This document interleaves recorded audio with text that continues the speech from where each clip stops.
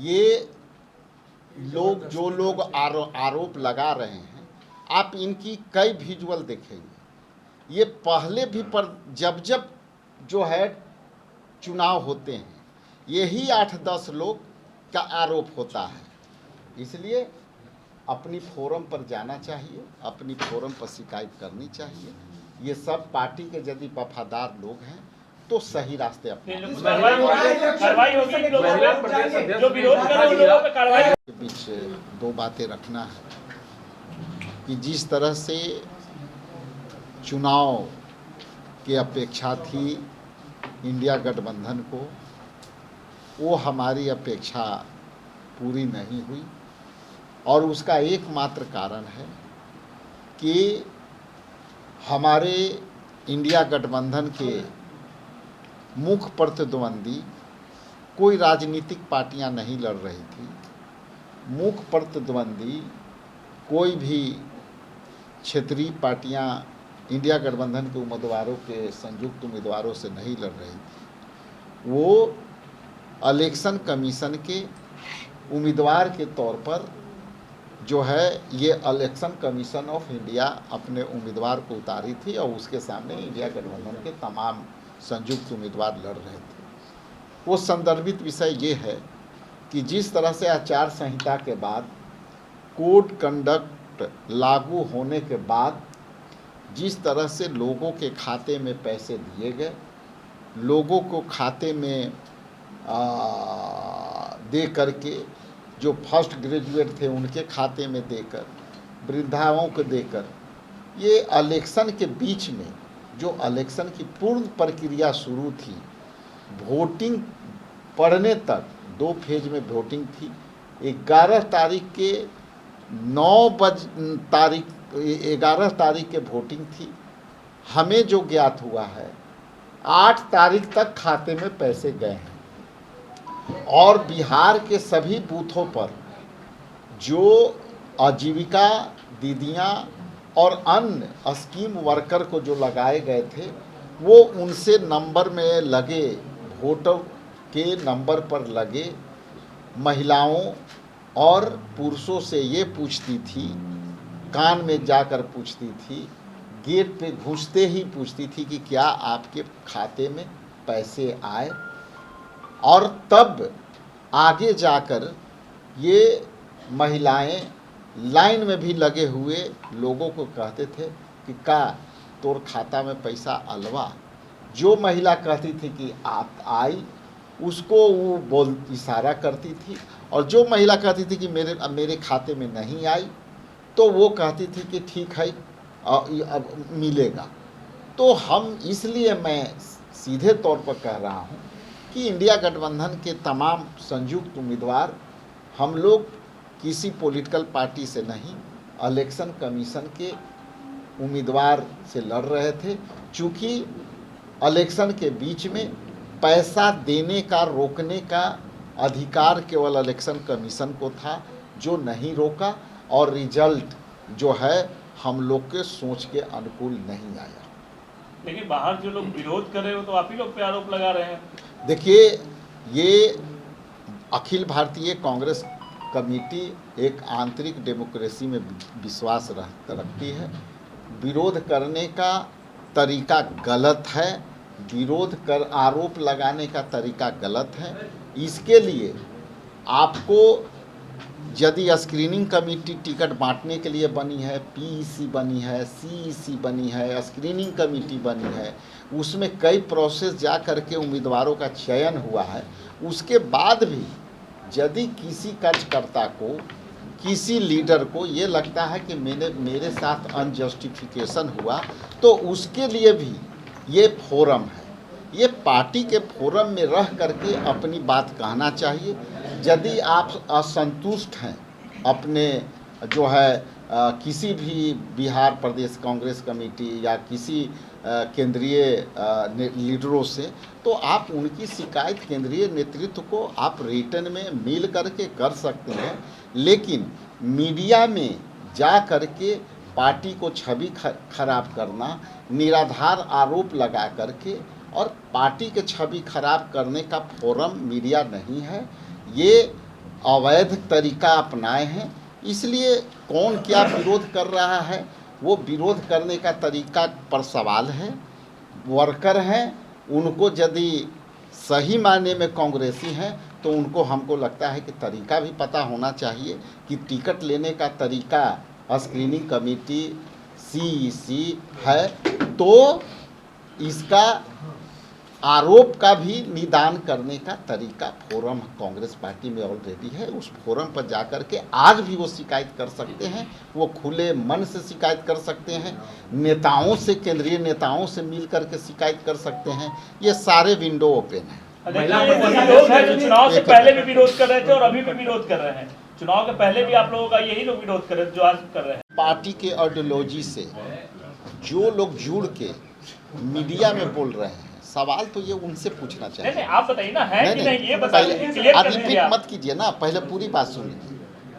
जो लोग पार्टी को कह रहे हैं कि हम बड़ी वफादार हैं, हमारे साथ अनजस्टिफिकेशन हुआ, तो वो मीडिया में रह करके पार्टी के नेताओं और पार्टी के छवि खराब कर रहे हैं कि नहीं। तो पहले तो उनसे समाज पूछ लीजिए, जो लोग ये बात बोल रहे हैं कि हम जो है सवाल किए हैं कि आप पार्टी के हैं कि नहीं। यदि पार्टी के होता तो वो फोरम पर रह करके विरोध करता। रहा बात पप्पू जी, तो ये कांग्रेस के ये जो है विचारधारा से, अब हमारे नेता, दोनों नेताओं के विचारधारा से जुड़ चुके हैं, इनकी अपनी एक स्थान और महत्व है। ऐसे मैं तो जन्मजात कांग्रेसी हूँ, तो मुझे भी गालियाँ पड़ रही है सोशल मीडिया में, है या नहीं ये बता दीजिए ना, पार्टी में है कि नहीं पप्पू जी? ठीक है, मैं क्या बोला, पार्टी के विचारधारा से जुड़ के ये खुद पार्टी में है और पार्टी नेतृत्व कर रहा है। विचारधारा से तो कोई भी जुड़ सकता है, लेकिन पार्टी में है या भाई नहीं? आप संतुष्ट नहीं होना चाहते हैं तो अब सवाल, ये भी एक प्रक्रिया है, उस प्रक्रिया को अपनाई जाएगी, उस पर काम प्रोसेस है। ये पार्टी नेतृत्व तय करता है कि हमको कौन सा चीज़ कार्रवाई करनी है, नहीं करनी है, लेकिन अनुशासन सुसंगत कार्रवाई निर्धारित होती है पार्टी के खिलाफ। महिला प्रदेश सदस्य ने इस्तीफा दिया और उन्होंने कहा कि मुस्लिम नहीं होते तो हमको भी टिकट मिलता। नहीं, देखिए, कई मुस्लिम का टिकट मिला है, सभी जाति धर्म के मिला करके मिला है। कास्ट इक्वेशन का भी टिकट मिला है, वो तो देखने का चीज़ है।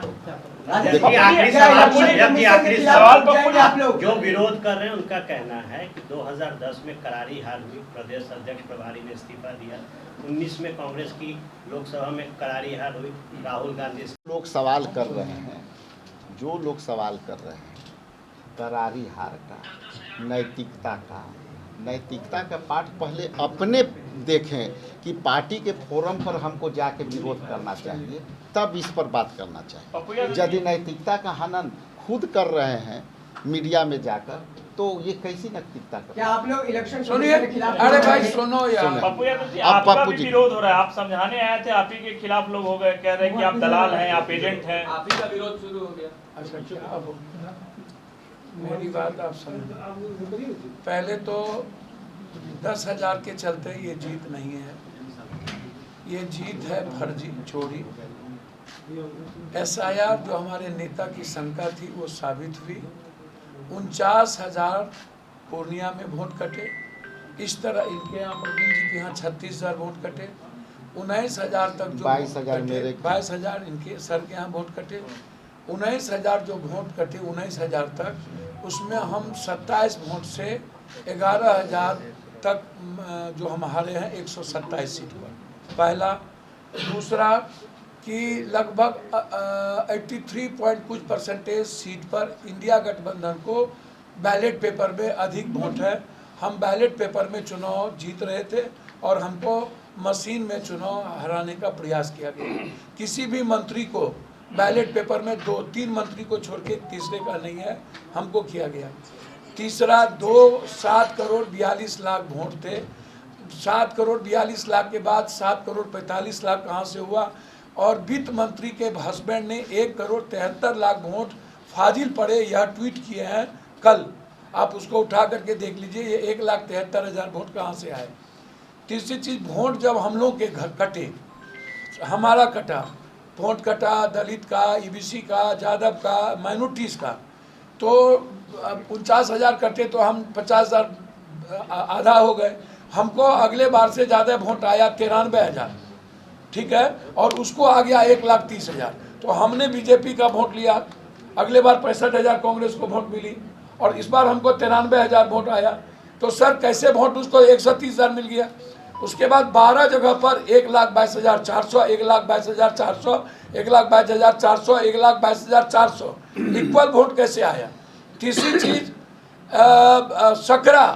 सकरा का जो वोट है आप इसको समझ लीजिए। रामा निषाद का वोट 1,03,75 है। और दूसरा वोट आपको मैं बता दूं कि ये यहाँ जो है क्या कहते हैं मुजफ्फरपुर में 1,03,75 है, इक्वल वोट है। अब आपसे मैं एक बात पूछना चाहता हूँ, आप हमको एक बात बताइए कि आप कह रहे हो कि 10,000 आप हमको एक बात, आप एक सप्ताह पहले किसी को आपने टिकट दिया, उसके बारे में ना तो किसी को पता है मधुबनी में किसको टिकट दिया, ना कहीं पर 6 टिकट दिया, और ना छाप पता है, और आपको 1 लाख से ऊपर वोट मिल गई। आप इतने बड़े जादूगर हो। 10 दिन पहले इनकी सीट कंफर्म हुई और 6 सीट मिला, और 6 सीट में कोई वहां के कैंडिडेट को टिकट नहीं मिली, तो आप तब भी कह रहे हैं कि हम जीत गए। अब आप हमको एक बात बताइए, ट्रेन से ला रहे हो और पट्टी बांध के ला रहे हो, जीविका के गोदी में 6 तारीख को डाल रहे हो। अब आप चुनाव आयोग के हमारे अध्यक्ष जी ने स्पष्ट क्लियर कहा, हमारे नेता ने स्पष्ट कह दिया कि हम लड़ेंगे, हम झुकेंगे नहीं, चोरी हुई है, फर्जी सरकार है।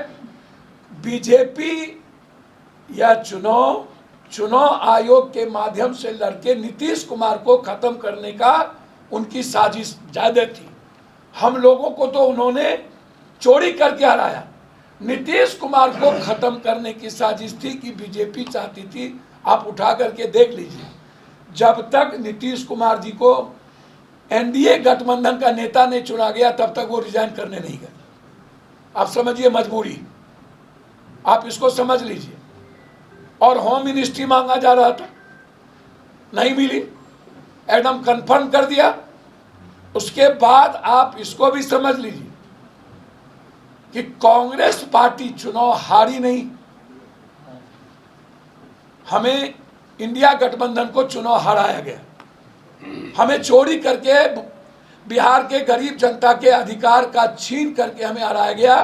हम जनता से नहीं हारे हैं, आप इस बात को समझ लीजिए। और लगातार हम इस बात को कह रहे हैं कि बीजेपी सिर्फ सत्ता के लिए इस देश के संविधान और डेमोक्रेसी को खत्म कर रही है। अब अंतिम मैं आपको 2 बात कहना चाहूँगा। पहली रही, कौन क्या बोल रहा है, हाथी चले बाजार कुत्ता भूखे आएगा, ऊंट बैठियो जाए तो गधा से ऊंचा होता है, आकाश पे थूक फेंकने से कुछ नहीं होता। आप इन्होंने, हमारे नेता ने स्पष्ट कह दिया है, उस पर मुझे कुछ नहीं कहना। ये अध्यक्ष का दायित्व है, पप्पू यादव का दायित्व नहीं। विरोध तो घर नहीं हो रहा है। मेरी बात सुनिए ना, नहीं उस पर मैं कुछ नहीं कहूँगा।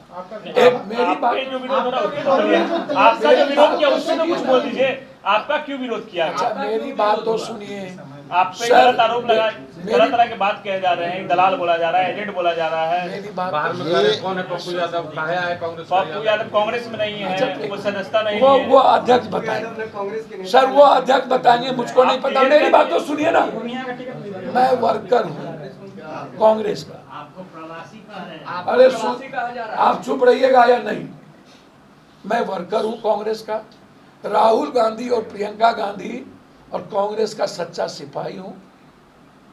अध्यक्ष जी के रेस्पेक्ट और कांग्रेस के आइडियोलॉजी के लिए मैं दुनिया का कोई भी गाली सुनने को, वो समझ उनकी है। अब ना समझ आदमी, इधर देखिए आप, हमको ना समझ और जाहिल लोगों का जवाब पप्पू यादव नहीं देता है।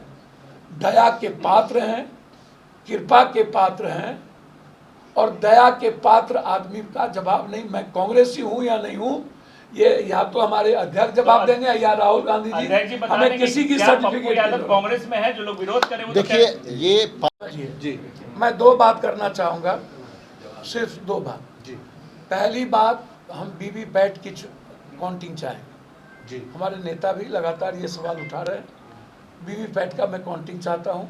दूसरी बात, जो हमारे नेता के खिलाफ 172 आदमी ने चिट्ठी लिखा है, मैं उसकी पूरी संपत्ति की जांच चाहता हूँ और वो लोग बीजेपी के दलाल कैसे रहे हैं, वो 172 आदमी, और किस तरह उन लोगों की साजिश बीजेपी के साथ कैसे रहा है। मैं उन 172 लोगों की इंक्वायरी चाहता हूं कि ये लोग अपने संपत्ति को डिस्क्लोज करें कि इन लोगों के पास कितनी संपत्ति है और ये संपत्ति कैसे आई, और बीजेपी के कहने पर किस तरीके से ये राहुल गांधी जी 172 आदमी कंट्री में नहीं है ना, 172 आदमी से कई करोड़ ज्यादा कंट्री में है। 37 करोड़ लोग कांग्रेस और राहुल गांधी की आइडियोलॉजी से जुड़े हुए हैं, 37 करोड़। इसलिए आप लोगों से विनती है, पकड़ता हूं, सदाकत आश्रम विनोबा गांधी नेहरू की भूमि है और इसको मैं मंदिर मानता हूं वैचारिक रूप से, और मंदिर और विचारों की जगह आना पप्पू यादव पूर्णकालिक कांग्रेसी है, था और रहेगा। ईवीएम से वोट चाहते हैं कि नहीं चाहते हैं? अगला जो नहीं, हमारे नेता ने कह दिया। पप्पू यादव जी के बारे में आप लोग भले कंफ्यूजन कर ले, लेकिन ये पप्पू यादव जी कांग्रेस का एक हिस्सा है, ये हिस्सा रहेंगे और हिस्सा हैं। मेरी माँ किस चीज से चुनाव लड़ी? कांग्रेस से।